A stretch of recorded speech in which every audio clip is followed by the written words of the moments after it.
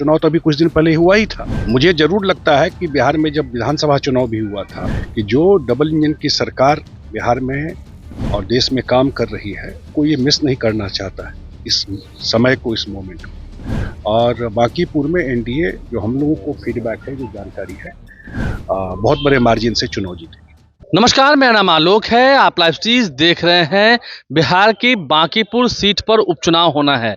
30 जुलाई को वोटिंग होनी है और उससे पहले अब नामांकन का दौर शुरू होगा। आज से अधिसूचना जारी कर दी गई है, यानी कि आज से नामांकन की तिथि शुरू हो चुकी है। देखिए, सबसे पहले प्रशांत किशोर ने तय कर लिया है, उनकी पार्टी ने तय कर लिया है कि प्रशांत किशोर, जो कि जनसुराज के सूत्रधार हैं, वो चुनाव लड़ेंगे। प्रशांत किशोर बांकीपुर उपचुनाव में उम्मीदवार हैं।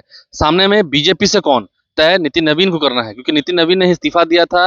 अब वो बीजेपी के राष्ट्रीय अध्यक्ष हो चुके हैं, राज्यसभा के सदस्य हो चुके हैं, तो नितिन नवीन की सीट है। बीजेपी से कौन, एनडीए से कौन।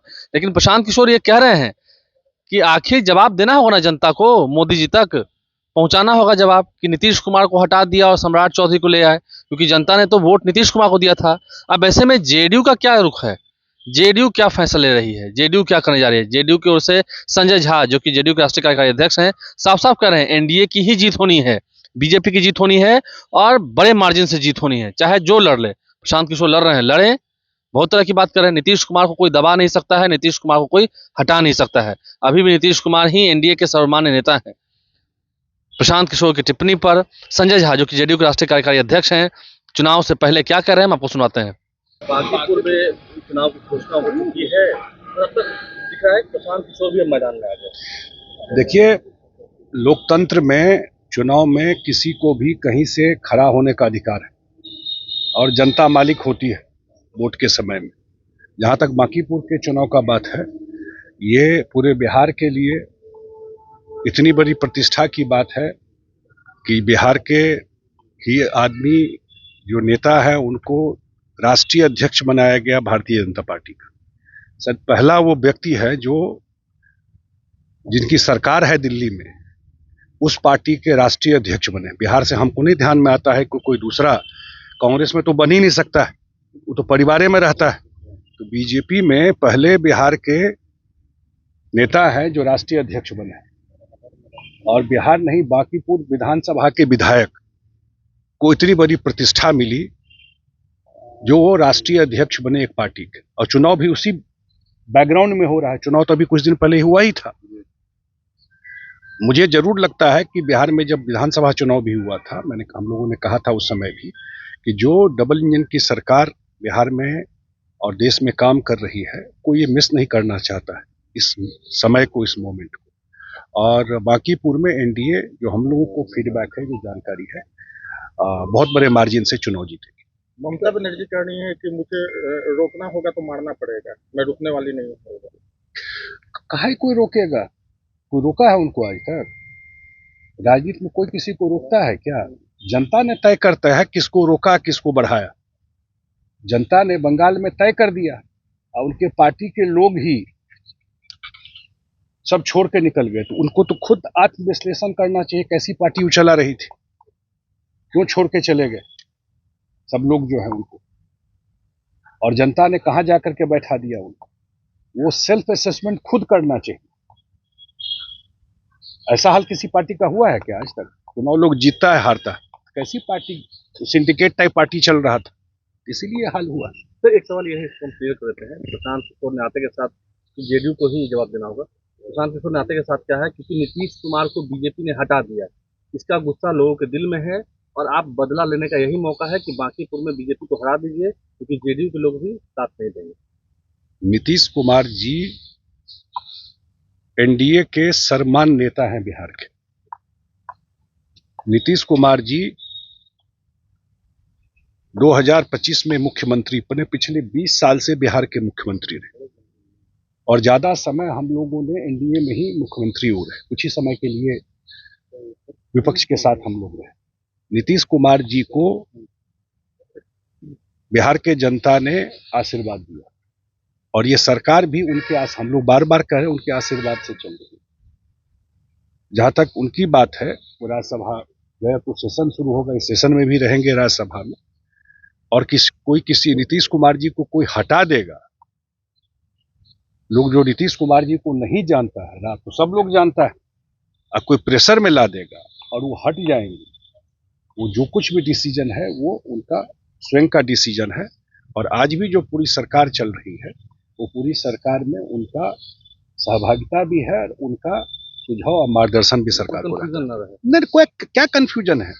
जेडीयू बीजेपी मिला करके सरकार चल रही है ना। आज जेडीयू के भी 16 मंत्री है ना इस सरकार में, 15 हम लोगों ने बनाया, 16 हिस्सा है हम लोगों का। जितना बीजेपी के मंत्री हैं उतने ही जेडीयू के मंत्री हैं बिहार में। 2 डिप्टी सीएम हैं बिहार में जेडीयू के।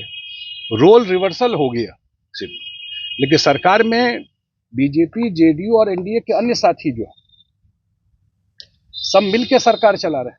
जितनी जवाबदेही बीजेपी की सरकार चलाने की है बिहार में, उतनी ही जवाबदेही जेडीयू की सरकार चलाने की है। और हम लोगों ने पहली बार ज्वाइंट मैनिफेस्टो निकाला एनडीए ने चुनाव से पहले। इससे पहले ज्वाइंट मैनिफेस्टो नहीं आता था। तो हमारी प्रतिबद्धता बिहार के जनता के प्रति है कि इतना बड़ा मैंडेट जो मिला 2025 में, वो 5 साल में जो हम लोगों ने कमिटमेंट किया वो पूरा करना है और ज्वाइंटली पूरे 5 पार्टी को मिल करके ये काम करना। एक और बात ये है, बिहार में क्या वित्तीय संकट है? तेजस्वी यादव कह रहे हैं कि खजाना खाली है। उनको क्या समझ में आता है खजाना का, ये बताइए ना। ये सब भाषा क्या है? अपने ही स्टेट को कोई खजाना खाली नहीं। खजाना खाली क्या होता है? बिहार में जो विकास की गति है वो और स्पीड में चलेगी। जो मुख्यमंत्री जी हैं वो भी सम्राट चौधरी जी वो नए इनिशिएटिव ले रहे हैं इन्वेस्टमेंट को लेकर के, उद्योग को लेकर के। तो इसलिए बिहार में पैसे की कोई किल्लत, अपना समय उनको ध्यान में आता है क्या? जब 6-6 महीना लोग को तनख्वाह नहीं मिलता था। डेवलपमेंट का बात तो छोड़ दीजिए, पैसे की कोई दिक्कत, लेकिन प्रोसीजरल चीजें होती है सरकार में। और प्रोसीजरल चीजें जब बजट का 31 मार्च खत्म होता है, नया बजटिंग होता है, इसलिए कहीं कोई दिक्कत फाइनेंस का बिहार में नहीं है। बिहार का जो रिसोर्स 3 लाख करोड़ से ज्यादा का अपना बजट है वो है और सेंटर से भी सपोर्ट है बिहार का बयान अलग अलग है। देखिए ऐसा है, मैं बहुत स्पष्ट कर देता हूं अपने पार्टी की तरफ से भी कि जब बिहार के कैबिनेट ने फैसला किया, कैबिनेट ने फैसला किया कि जुडिशियल कमीशन बना करके जांच होगी, और वो गए भी वहां पर जुडिशियल कमीशन के जो जिनको जवाबदेही मिला है वो जा करके वहां मिले भी हैं और इंक्वायरी कर रहे हैं, और टाइम बॉन्ड इंक्वायरी है, ये भी नहीं कि। तो ये विश्वास एनडीए सरकार पर और मुख्यमंत्री सम्राट चौधरी जी पर रखना चाहिए कि जब उन्होंने कमीशन बनाया, कमीशन बनाने का उद्देश्य क्या था कि दूध का दूध और पानी का पानी हो जाए, इसलिए न बनाया जाता है कमीशन। कमीशन बनाया गया, कैबिनेट ने बना दिया है, तो लोगों को कमीशन के फाइंडिंग का इंतजार करना चाहिए। और बिहार में एनडीए सरकार और मुख्यमंत्री सम्राट चौधरी जी जो भी कमीशन का रिपोर्ट होगा निश्चित रूप से उस पर कार्रवाई होगी। तो आप तो धुआंधार प्रचार प्रसार होगा प्रशांत किशोर के सवालों पर। संजय झा क्या कुछ कह रहे थे? हालांकि देखना होगा, महागठबंधन की ओर से भी उम्मीदवार दिया जाता है क्या? रेखा गुप्ता के नाम की चर्चा है, लेकिन बीजेपी की ओर से कौन? नितिन नवीन किसके नाम पर मोहर लगाएंगे? कई सारे नामों की चर्चा है। किस कायस्थ को उम्मीदवार बनाएंगे? चर्चा इस बात की तय है, चर्चा इस बात की हो रही है, और ये बात भी तय है कि किसी कायस्थ जाति के व्यक्ति को ही उम्मीदवार बनाया जाएगा। लेकिन किसे? नितिन नवीन भी जल्द पटना आ रहे हैं, इस बात तो फैसला हो जाना है। हमारे चैनल को सब्सक्राइब कर लें, साथ साथ फेसबुक पेज भी लाइक करें। धन्यवाद।